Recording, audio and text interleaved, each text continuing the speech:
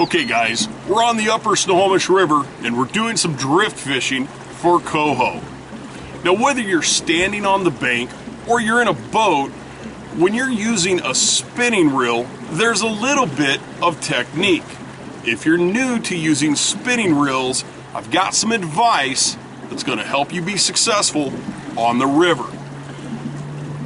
When you're casting your spinning reel, you can close the bail of the reel by turning the handle. But what you want to do is close the bail with your free hand. Now, here's why. Most often, people will cast. If you're closing the bail with the handle, you're going to start getting fouls. Now take a look at this foul here. Now that's just one example of where the line started wrapping over the reel. Some fouls occur where you have bubbles of line inside the spool itself. And if you're new to using a spinning reel, you might wonder, how did this happen? What's going on? Well, it's happening because you're using the handle to close the bail. What you want to do is close the bail with your hand. Now you're gonna see something else here in this little video, and that's how to slow your line down. And most often when I'm watching anglers in my boat fish that are new to spinning reels, they close that bail with the handle because they see their gears getting too close to maybe some brush or a tree, or they're casting further than they wanted to originally. What a lot of us do in the Pacific Northwest when we're fishing for steelhead and salmon is we actually use our secondary hand, whether it's your left or your right hand, and we use that hand to slow our line down. So what I want you to do is watch some of the casts that I'm gonna make, and you can see I'm using my hand to slow the line down, which controls how far my lure or bait goes, and I'm also closing the bail with my hand, okay? So the first thing we need to do is we need to get this little mess undone. So I'm gonna cast out, take a look at my reel, I close the bail with my hand, lift up on the rod a little so it creates some tension on the line, and now I'm just gonna reel in. All I'm doing is getting the foul of the line out of the spool.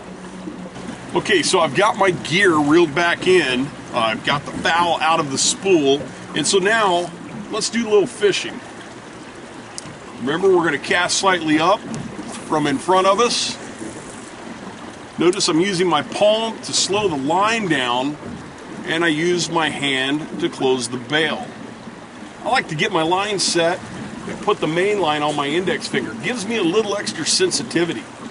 Now I'm following my line with my rod. Remember guys, when you're steelhead and salmon fishing and that fish hits, you want to set the rod straight up and down.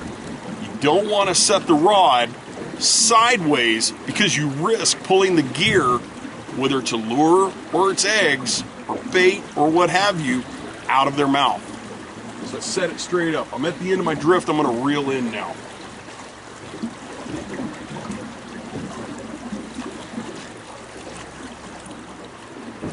All set. One more time. Here straight out in front of me. That's where I want to cast. Use my hand to slow my line down, and now close my bail. Now I can take up the slack, and I'm fishing. Following my line through the water on the drift.